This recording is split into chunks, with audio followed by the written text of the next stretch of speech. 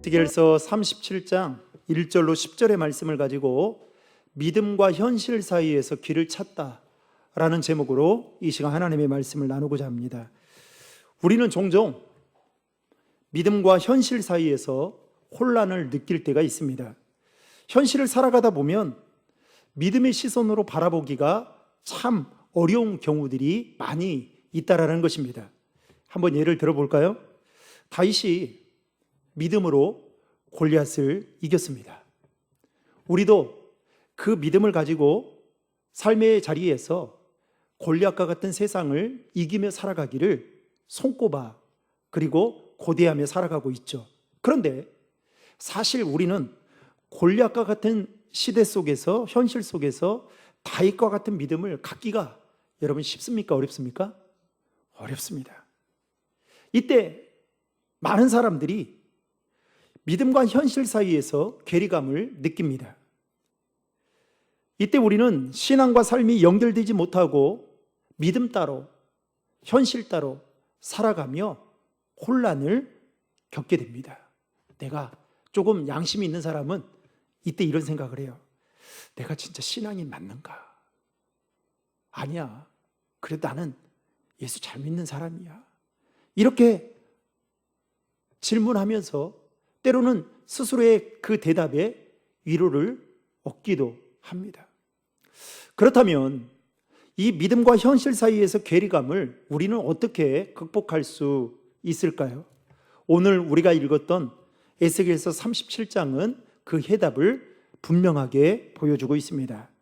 결론부터 말씀드리면 하나님의 말씀 안에 답이 있다라는 것입니다. 우리는 말씀의 능력으로 현실과 믿음의 괴리감을 극복할 수 있다라는 것입니다. 오늘 본문은 바벨론 2차 포로기에서 3차 포로기로 넘어가는 그 시점을 배경으로 하고 있는 말씀입니다.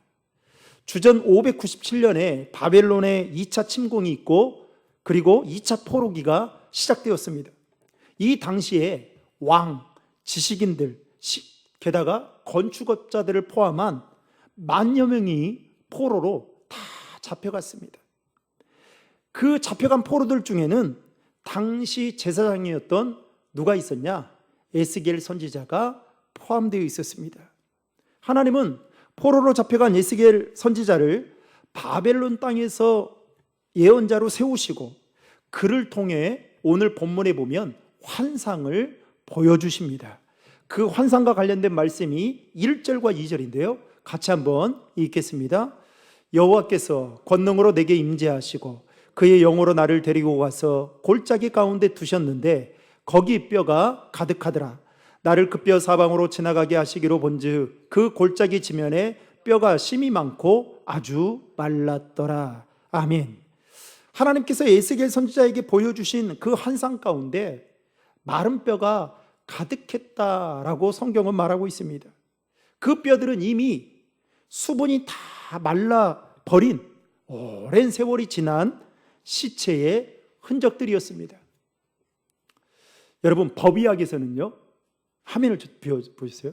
시신이 완전히 백골이 되기까지 여러분 최소 몇 년이 걸리냐면 7년에서 10년 사이로 본다고 합니다.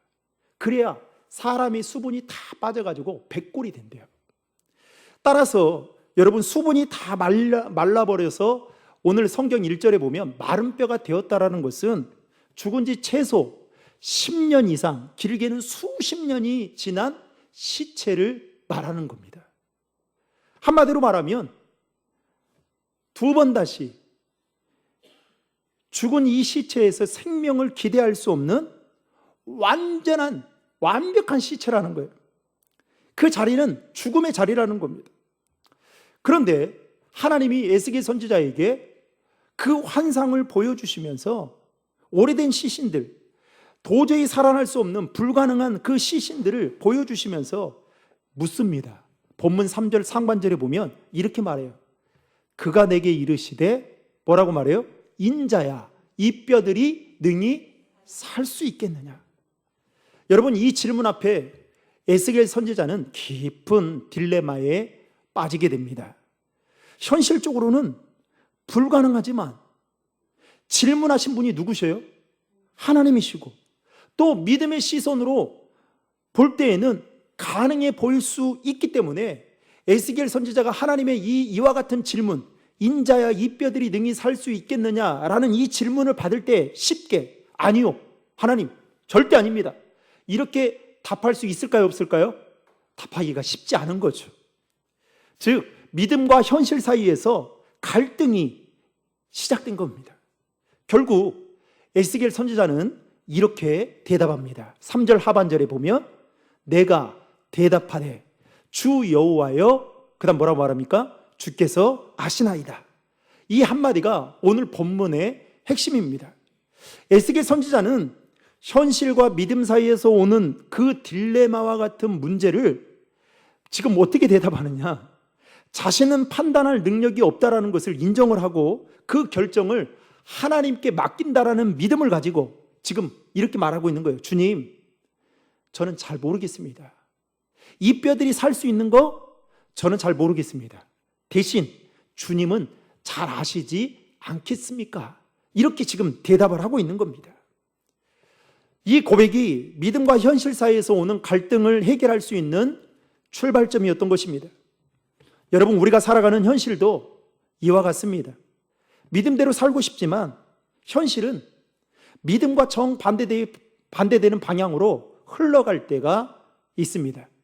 세상은 남보다 앞서야 되고, 경쟁에서 살아남으려면 남을 짓밟아야 되고, 그리고 내가 손해보지 않기 위해서는 두 눈을 부릅뜨고 살아가야 한다라고 말을 합니다. 그리고 그렇게 가르쳐요. 그러니까 요즘에는 강남에 가면 다 그러지는 모르겠지만 강남에 사는 그 부모의 자녀를 둔 부모들이 야, 양보는 이제 미덕이 아니야, 그렇게 이야기한다 하잖아요. 그런데 여러분, 사실 우리가 살아가는 이 세상은 맞아요. 남보다 앞서야 출세도 하고 성공도 하고, 경쟁에서 살아남으려면 누군가를 짓밟아야 되고, 또 손해보지 않기 위해서는 어리석으면 절대 안 되고, 냉철하게 이성적이어야 되고. 그런데 하나님의 말씀은 뭐라고 이야기해요? 손해를 감수해라, 남을 섬겨야 된다, 원수를 사랑하라. 여러분, 얼마나 시대에 뒤떨어진 말씀을 지금 하고 계시는 거예요. 그러면서 우리는 믿음과 현실 사이에서 말씀을 들을 때에 매우 혼란을 느끼는 거예요. 이거 어떻게 살아가라는 말인가 싶은 거죠. 현실적으로는 분명히 말씀대로 살아가면 손해인데, 여러분 손해잖아요. 여러분들이 한 달 동안 열심히 일해가지고 정말 먹고 싶은 거, 또 사고 싶은 거, 갖고 싶은 거 줄여가면서 그렇게 빠듯하게 살고 있는데 11조 하라고 하니 여러분 어때요? 이게 용납이 안 되는 거예요. 이거 힘든 거예요. 현실적으로는 말씀대로 살아가는 것이 손해인데, 그리고 믿음으로 볼 때에는 옳은 일이기 때문에 우리는 그 사이에서 갈등하며 살아갑니다. 그러면서 우리도 이렇게 고백하죠. 에스겔 선지자처럼, 하나님, 믿음대로 사는 게 너무 힘들고 어렵습니다. 그래서 그 다음 말이 중요합니다. 그래서 주님이 잘 아시지 않습니까? 내가 살고 싶은데 살지 못한 거 주님 아시지 않습니까? 이렇게 넘어가 버려요. 또한 믿음을 현실로 살아내지 못할 때 우리는 스스로를 정지합니다. 예배 후에 내가 분노하지 않겠다라고 결단했는데 예배당 문을 나서는 순간 이 화가 치밀어가지고 받았던 은혜 다 까먹어버리고요. 그러면서 그때 깨달아요. 나는 이중적인 신앙인이었구나. 그러면서 자책하고요. 자책해봐요. 그게 뭐 돌아옵니까? 물 다 엎었는데 열 주워 담을 수 있어요? 없죠. 그러면서 낙심해요. 반대로 어떤 사람은 신앙의 행위를 업적처럼 계산하며 자기 스스로를 의롭다고 여깁니다. 그러나 이런 모든 모습은 믿음과 현실 사이의 갈등을 스스로 해결하려는 시도에 불과할 뿐입니다.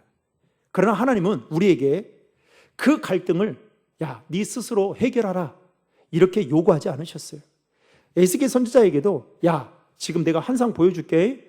너 지금 네 앞에 마른 뼈가 가득하지? 자, 지금부터 네 스스로 한번 해봐. 이렇게 말하지 않았어요. 그 갈등을 나에게 맡기라는 겁니다. 그래서 지금 에스겔 선지자가 뭐라고 말하는 겁니까? 주 여호와여 주께서 아시나이다 라고 말합니다.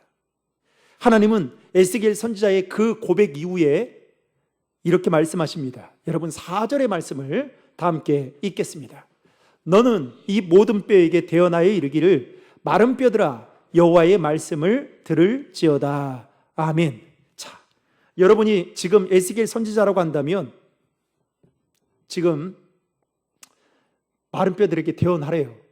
그러면 여러분 어떻게 하실 수 있겠습니까? 네? 갑자기 다 이렇게 마음을 하나로 모으기로 했어요. 대답 안 하기로. 참 난감하죠. 말을 하자니 뭔가 무안할 것 같고 이상한 사람처럼 보일 것 같고. 그런데 여러분 놀랍게도 에스겔 선지자는 하나님이 하신 말씀에 따라 대언을 하게 됩니다. 그리고 대언을 하자 믿음과 현실 사이에서 그가 갈등했던 고민들이 한꺼번에 풀려지는 일이 벌어지는데, 자 7절과 10절의 말씀을 다 함께 읽겠습니다. 이에 내가 명령을 따라 대언하니 대언할 때에 소리가 나고 움직이며 이 뼈 저 뼈가 들어맞아 뼈들이 서로 연결되더라. 이에 내가 그 명령대로 대언하였더니 생기가 그들에게 들어가며 그들이 곧 살아나서 일어나 서는데 극히 큰 군대더라. 아멘. 죽음의 골짜기에 하나님의 말씀이 흘러가자 뼈가 움직이고 살이 붙고 생명이 돌아오는 놀라운, 다시 말해서 죽음이 생명으로 바뀌어지는 새 창조의 역사가 시작되는 것을 볼 수 있습니다. 이처럼 말씀은 여러분 죽은 것을 살리고 끊어진 것을 있게 만들고 무너진 것을 새롭게 하는 하나님의 창조의 도구임을 믿으시길 바랍니다. 그래서 여러분 믿음과 현실 사이에서 길을 찾을 수 있는 가장 좋은 것은 어디 안에 있다고요? 뭐에 있다고요? 말씀 안에 있는 것입니다. 믿으십니까? 저는 오늘 본문을 묵상하면서 제 개인적인 갈등의 순간들이 있었던 때를 떠올렸습니다. 바야흐로 2년 전인 23년도 11월 초에 다니엘 기도회가 한참 진행 중인 때였습니다. 11월 초 월요일 날 저희 집사람과 함께 집에서 쉬고 있는데 갑자기 제 폰에 저장되어 있는 곳에서 전화 한 통화가 오게 됩니다. 제가 건강검진을, 종합검진을 받았던 병원에서 전화가 오게 된 것이죠. 아무 일도 없이 스피커폰을 켜고, 그래서 우리 집사람도 그냥 자연스럽게 그 전화기에 흘러나오는 내용을 듣게 된 겁니다. 전화를 받는데 아무렇지 않았어요. 그런데 갑자기 그 담당 간호사가 하는 이야기가 건강검진 결과가 나왔습니다. 그런데 암으로 추정됩니다. 병원에 한번 들리셨으면 좋겠습니다. 라는 이야기였습니다. 그래서 시간을 내서 건강검진 받았던 곳에 갔습니다. 그랬더니 소견서를 써주고 3차 병원, 원하는 병원을 이야기하라고 해서 저는 모릅니다. 그랬더니 3차 병원을 소개해주고, 그리고 이제 3차 병원에 가서 건강검진을 다시 하게 됐습니다. 그런데 그 결과가 나왔는데 암입니다 라는 이야기였습니다. 그 순간 처음에 믿음과 현실 사이에서 큰 혼란을 겪었습니다. 하나님이 치유하실 거라는 믿음, 반대로 혹시 낫지 않으면, 더 많이 재발되면 어떨까라는 두려움이 제 안에 부딪혔습니다. 그때 하나님이 저에게 말씀하셨습니다. 만호야, 그것은 네가 판단하는 일이 아니다. 나에게 맡겨라. 그 후로 제 기도가 바뀌었습니다. 하나님, 제가 늘 신대원 다닐 때 그랬거든요. 늘 주문처럼 했던 말이 있습니다. 하나님, 짧고 주님 믿었던 그 기쁨이 있기에 짧고 굳게 살겠습니다. 대신 짧고 굳게 살더라도 주님이 기뻐하시는 삶 살겠습니다. 늘 이야기를 입에 달고 살았습니다. 그리고 사실은 죽음에 대한 두려움보다 앞으로 재발이 되면, 아니면 더 병의 속도가 더 위중해서 치료를 받는 것에 대한 두려움이 솔직히 더 컸습니다. 그래서 주님 기도했어요. 주님, 저는 모릅니다. 주님은 다 아시지 않습니까? 그런데 그 기도를 하는 순간부터 제 마음에 평안이 찾아왔습니다. 현실은 그대로였지만 제 안에 믿음의 새 창조가 시작되었던 것입니다. 그리고 은혜 중에 수술을 잘 마쳤습니다. 지금은 예전보다 몸이 많이 회복되는 은혜를 누리고 있습니다. 과거에 비하면 지금도 많이 부족하지만 그래도 많이 회복되어져서 목회를 하고 있습니다. 여러분, 우리의 삶의 순간순간마다 하나님은 믿음과 현실 사이에서 오는 그 갈등의 문제로 우리를 몰아가실 때도 있습니다. 그래서 현실 속에서 네가 가지고 있는 믿음을 증명해봐라. 그래도 네가 나를 믿을 수 있고 네가 네 인생을 나에게 맡길 수 있느냐라고 우리를 툭툭 건드릴 때가 있습니다. 때로는 그것이 건강일 수도 있고, 때로는 그것이 자녀일 수도 있고, 때로는 그것이 내가 평생 직장으로 생각하는 직장이 될 수도 있고, 아니면 또 다른 것이 될 수도 있습니다. 그러나 여러분, 그때 우리가 해야 될 것은 에스겔 선지자처럼 현실적으로는 받아들일 수 없지만 믿음의 눈으로 보면 그래도 하나님이 일하심을 믿기 때문에 주님, 모든 것 주님께 맡깁니다. 주님이 아시지 않습니다.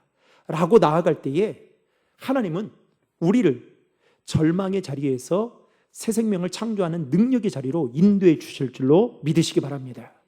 오늘 본문에 보면 하나님은 에스겔 선지자에게 그 후로 이렇게 약속하십니다. 12절 말씀 다 함께 읽겠습니다. 내 백성아, 내가 너희 무덤을 열고 너희를 이끌어내어 이스라엘 땅으로 들어가게 하리라. 아멘. 당시 이스라엘 백성은 성전이 무너지고 나라를 잃어 모든 희망이 사라지고 끊어진 상태였습니다. 그러나 하나님은 그 말씀대로 그들을 다시 일으키셨고, 여러분 이스라엘 역사를 보면 70년 후에 이스라엘 백성들은 다시 포로에서 자기 본국으로 돌아오는 은혜를 입게 됩니다. 여러분 이게 무슨 말입니까? 하나님은 우리에게 말씀하신 것을 그대로 이루시는 분이심을 성경은 증명하고 있는 것입니다.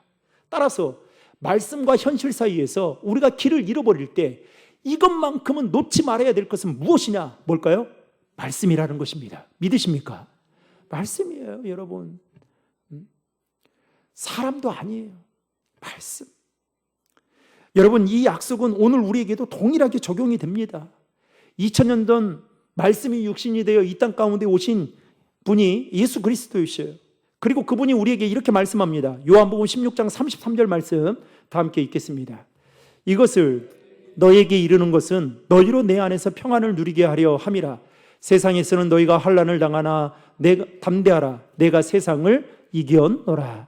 아멘.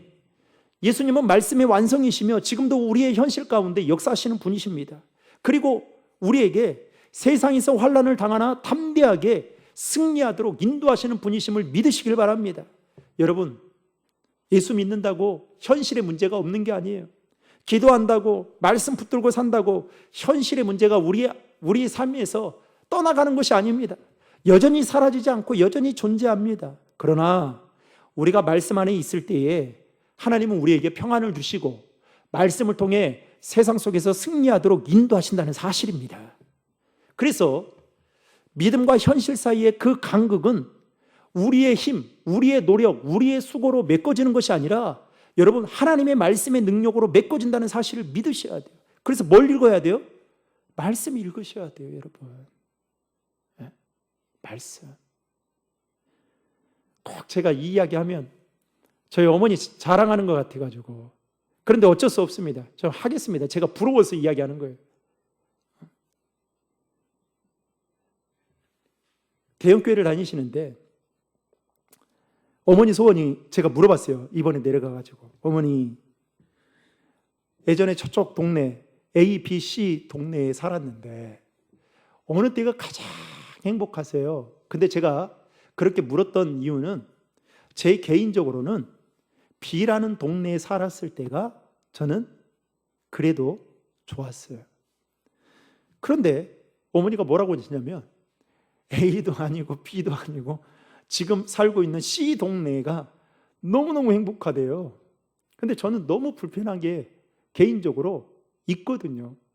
그리고 어머니를 생각하면 그래도 편한 곳이 여기는 아니지 않나라는 생각이 불현듯 들었습니다. 그러나 제가 해드릴 수 있는 게 없잖아요. 그러니까 말도 못하고요. 그런데 어머니가 뭐라고 하냐면 너무너무 행복하대요. 그래서 물어봤어요. 뭐 때문에 어머니 행복하세요? 그랬더니 그 다음 하시는 말씀이 이겁니다.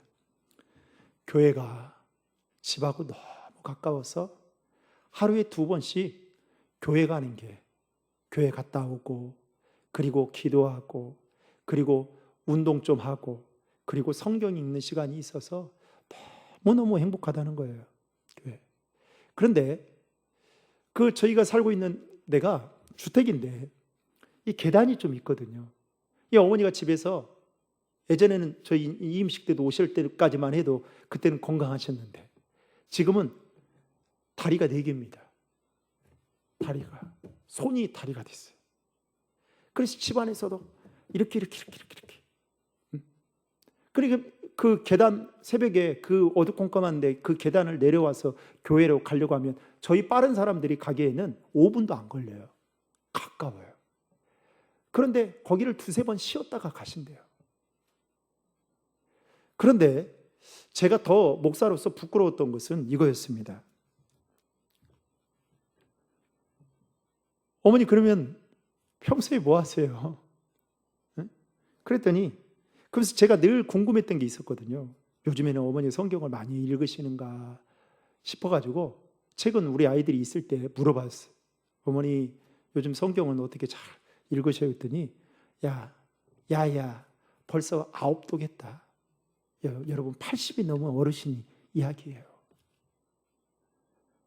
20일마다 성경을 읽도록 거예요. 그래서 제가 물었어요. 어머니 얼마나 있길래 그 성경을 20일마다 읽으세요? 그랬더니 하루에 40장을 읽는데요. 40장. 그럼 물어봤습니다. 그럼 시간이 얼마나 걸립니까? 4시간 걸린대요. 하루에 4시간 읽는데 그 시간을 한 번도 어긴 적이 없대요. 여러분, 우리가 믿음과 현실 사이에서 여러분 우리 안에 사라지지 않는 현실의 문제가 더 크게 느껴질 때가 있어요. 여러분 그것은 어떤 우리의 신앙의 경험도 아니고 어떤 경륜과 연륜으로 해결되는 것도 아니에요. 무엇으로 그 간격을 메꿔야 되느냐? 하나님의 말씀이에요. 그런데 우리는 이 하나님의 말씀에 대한 우리의 신앙의 자세와 태도가 얼마만큼이냐라는 거예요. 제가 우리 교회 교인들이 성경 완독을 하면 제가 주보에다가 꼭 그 우리 교회 숫자를 적습니다. 여러분들이 성경 완독한 우리 교회 교인들이 지금 뭐 60몇 독 이렇게 적듯이 지금 72독인가 기해요. 그러면서 제가 행정적으로 데이터를 정리하면서 알게 된 거예요. 교인들 성경 안 읽구나. 읽는 사람만 그렇게 읽고 안 읽는 사람은 죽어도 안 읽구나. 여러분, 우리 인생의 문제의 해답은 하나님의 말씀이 있어요. 말씀을 놓는 순간 여러분, 믿음과 현실 사이에서 우리는 길을 잃어버려서 어떻게 살아가야 될지를 놓치게 됩니다. 말씀을 맺겠습니다. 사랑하는 성도 여러분, 혹시 여러분의 삶에도 마른 뼈 골짜기와 같은 그 현실이 있지는 않습니까? 마른 뼈 같아가지고 도저히 무엇으로 해도 살아날 수 없는, 여러분, 그 문제가, 골머리 같은 문제가 여러분 안에 혹시 있지는 않으십니까? 여러분, 그곳에 하나님의 말씀이 흘러가면 새 생명이 시작된다는 사실을 믿으시길 바랍니다. 그래서 우리가 해야 할 일은 뭐예요? 에스겔 선지자처럼 주 여호와여 주께서 아시나이다 라고 고백을 하고, 그리고 하나님이 그에게 순종으로 말씀하셨던 그 말씀을 선포하게 될 때에 여러분, 놀라운 일이 벌어지게 되었던 것처럼 바라옵기는, 믿음과 현실 사이에서 저와 여러분들이 길을 잃어버릴 때에 그 길의 답은 언제나 하나님 말씀 안에 있다라는 사실을 기억하시고 그 말씀을 붙들고 믿음으로 승리하며 살아갈 수 있기를 주님의 이름으로 축원합니다.